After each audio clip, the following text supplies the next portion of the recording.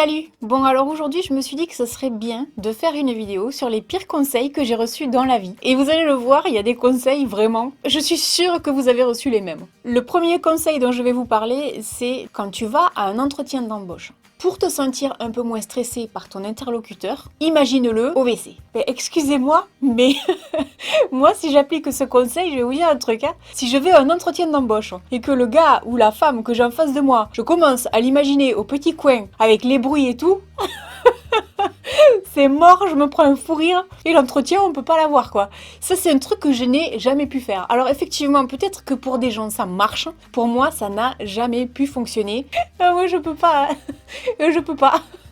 Donc non. Un conseil que j'ai toujours énormément haï, détesté, quand on veut on peut.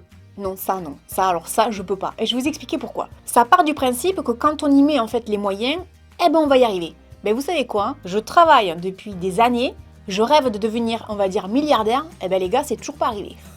Donc ça veut dire qu'en fait, j'en fais pas assez. Quand on veut un peu, c'est culpabilisant en fait, parce que si on échoue, on culpabilise énormément. Alors qu'en réalité, je pense que l'échec fait partie de l'apprentissage, ça fait partie de la vie, et que des échecs, on en tire des leçons pour justement avancer. Donc quand on veut un peu, ben moi je suis pas d'accord. Parce que moi, il y a des tas de choses pour lesquelles je me suis donné à fond, et j'y suis pas arrivée. Est-ce que c'est grave ? Ben non. Avec le recul, je me dis, eh ben j'ai fait de mon mieux, j'ai essayé, j'y suis pas arrivée, la prochaine fois je ferai mieux, ou je ferai différemment. Mais c'est pas grave. Honnêtement, de vous à moi, je suis pas milliardaire, c'est pas la fin du monde, c'est pas l'argent qui rend heureux. Croyez-moi, c'est vraiment pas l'argent qui rend heureux. Le bonheur, c'est pas dans l'argent, ni dans les apparences, ni dans le physique, ni... C'est pas ça, le bonheur. Mais bon, après, ça dépend peut-être des gens. Mais en attendant, quand on veut, on peut pas forcément. Et ça, c'est vachement important de ne pas l'oublier. Autre conseil qui là est carrément dans une catégorie différente, c'est en ce qui concerne les ruptures amoureuses. Combien de fois on va entendre quand on est jeune, oh c'est pas grave, 1 de perdu, 10 de retrouvé.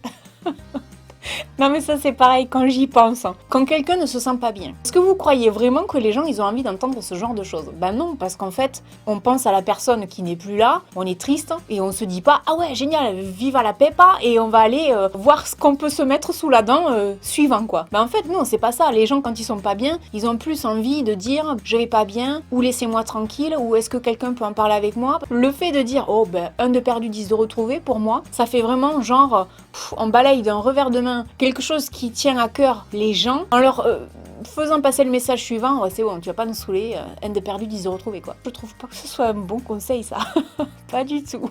Maintenant, je vais vous parler d'un conseil que j'ai reçu quand je faisais mes études et notamment quand j'étais au collège et au lycée. J'entendais souvent les gens autour de moi me dire c'est vachement important de faire de longues études. Moi, quand j'entends longues études, c'est genre bac plus 5, 6, 7, c'est ça que je veux dire. Non, en fait non. Parce que faire de longues études, c'est pas forcément déjà à la portée de tout le monde. Tout le monde n'est pas destiné à devenir avocat, médecin et ce que vous voulez d'autre. Il y a des gens pour qui passer un BEP, CAP ou même avoir un BTS en alternance, ça conviendra tout à fait. Faut pas oublier un truc, c'est que la fac c'est quand même assez perturbant quand on vient d'un environnement comme le collège et le lycée où on est vachement entouré quand même par les profs, on a des horaires à respecter, on a des devoirs à rendre, etc. À la fac on est vachement laissé tout seul en fait, débrouillez-vous. Moi je me souviens la première année, j'en foutais pas une rame quoi, parce que c'est pas évident du tout de prendre ses repères, de se dire faut aller en cours, faut étudier, on a tellement de temps libre qu'on se dit ouais bah, c'est bon quoi, mais en fait non c'est pas bon. Vous voyez ce que je veux dire? Donc faire de longues études, c'est pas forcément valable pour tout le monde, et je pense qu'en fait j'aurais mieux fait d'apprendre un métier. Alors après je regrette pas du tout d'avoir fait les études que j'ai fait. J'ai fait des études pour devenir prof, mais la réalité c'est que je ne suis jamais devenue prof parce que je ne suis jamais allée au bout en fait de ma démarche, parce que j'ai commencé à travailler après, parce que j'ai besoin d'argent, etc. Bon ça c'est un autre débat, mais je me dis peut-être que au début de ma vie professionnelle j'aurais eu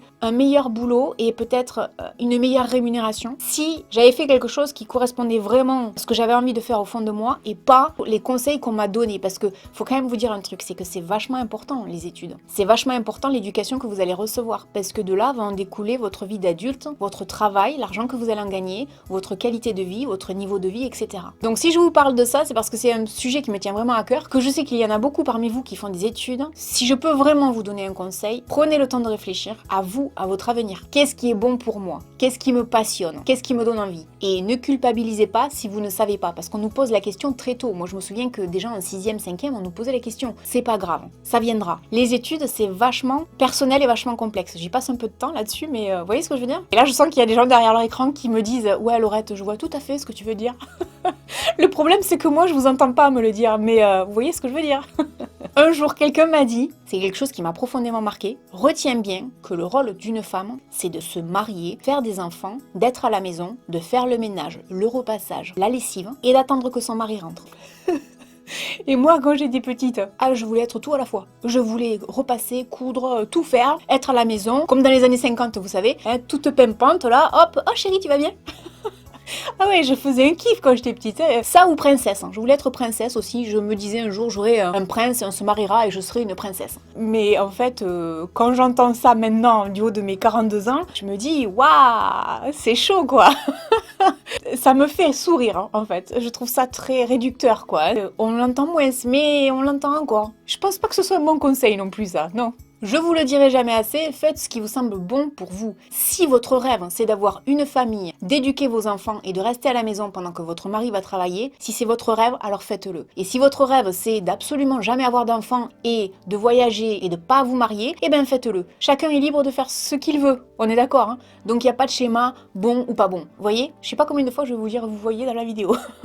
Dans un style un petit peu différent, j'ai déjà reçu le conseil pour plaire à quelqu'un, faut être vachement sexy. Et moi, à chaque fois que j'ai entendu ça, je me suis posé la question, ça veut dire quoi exactement être sexy? Je vous pose la question, ça veut dire quoi pour vous être sexy? Parce qu'en fait, je pense qu'il y a différentes façons d'interpréter ce mot. Il y a sexy, genre le gars là dans la pub du parfum Invictus, où là je pense que toutes les filles et tous les garçons doivent déjà être en train de baver quoi. Parce que le gars c'est juste une méga bombasse. Entre la gueule d'amour et le corps qui tue quoi. Ok. Après, ça peut être aussi cette photo-là, c'est-à-dire que lui, il est hyper sexy aussi, je trouve. Il a un beau visage, mais il est habillé. Mais en fait, c'est son regard qui fait quelque chose. C'est vrai que lui, perso, je le mettrais également dans la catégorie sexy, la même chose que le mannequin précédemment. J'ai jamais trouvé que c'était un conseil judicieux parce que moi, premier abord, c'est le physique. Mais ça peut aussi vouloir dire intérieurement. Alors que sexy, si c'est juste par rapport à l'apparence, elle peut être amenée à changer. Le conseil aurait été plus judicieux si j'avais entendu, t'as envie de plaire à quelqu'un, sois toi-même. Ça oui. Bah oui, parce qu'en fait, les gens au moins vous aiment pour qui vous êtes. Un conseil complètement stupide. Ça, je l'ai entendu un jour. Quelqu'un m'a dit faut jamais avoir de copine plus belle que soi. Alors ça, excusez-moi, mais alors c'est d'une bêtise monumentale quoi. Qu'est-ce que ça peut faire? Enfin, je vois pas trop le rapport. Et là c'est pareil, je pense qu'il faut pas oublier un truc important, c'est que la beauté c'est très subjectif. C'est-à-dire que ce qui va être beau pour vous ne l'est pas forcément pour votre voisin. Et comme dirait ma maman, on est toujours le beau ou le laid de quelqu'un. C'est vachement réducteur en fait. Là, une fois de plus, on s'arrête sur le physique des gens. Attention, faudrait pas qu'elle te pique ton mec ou qu'elle réussisse mieux que toi. La beauté au bout d'un moment, faut pas oublier que c'est pas éternel quoi. Donc c'est pas le plus important chez quelqu'un. Enfin, je crois pas. Je vais finir sur un conseil que j'ai entendu l'autre jour. Ça faisait longtemps qu'on me l'avait pas dit celui-là et j'ai explosé de rire et je vais vous raconter ce que j'ai répondu. J'étais en train de courir et je commençais à avoir un point de côté et je m'entends dire quand t'as un point de côté, prends un caillou et tu le serres fort dans ta main et ça passera. Peut-être qu'il y en a parmi vous qui n'ont jamais entendu ce conseil, mais croyez-moi, ça ne fonctionne pas. Ça, c'est quelque chose que j'ai déjà testé par le passé. Croyez-moi, le caillou, la reine magique, ça fait rien du tout. Et ma réaction l'autre jour a été de me dire au fond de moi, toi, si tu me redis un jour de prendre un caillou, le caillou, tu le prends dans la tronche. Non, parce qu'au bout d'un moment, faut arrêter, quoi. Tu cours, t'as mal, tu prends un caillou. Non, ça marche pas. Très brièvement, pour finir cette vidéo, je voulais vous donner 3 conseils qui m'ont toujours été très utiles. Le premier, la nuit porte conseil. Ça, c'est vrai. Et même, je vous dirais mieux, moi, c'est pas que la nuit, c'est généralement, des fois, plusieurs jours, plusieurs semaines, ou des fois, même plusieurs mois. Et même, voire des années par moment. Ouais. Maintenant, si on revient sur le concept de la nuit porte conseil, je sais pas si ça vous est déjà arrivé, mais des fois, le soir, on est dans un état d'esprit où on se dit « Oh bah tiens, demain je vais faire ça, je vais dire ça ». Et quand on se lève le matin, on voit vraiment les choses différemment. Donc effectivement, la nuit porte conseil, vraiment, alors ça, je vous dirais pas que la nuit, plusieurs nuits, parfois, vraiment. Et ça, c'est l'âge qui me le fait dire, parce qu'avant, j'étais très impulsive, alors que maintenant, je réfléchis énormément. Autre conseil très utile, jette-toi à l'eau, au pire, le nom, tu l'as déjà.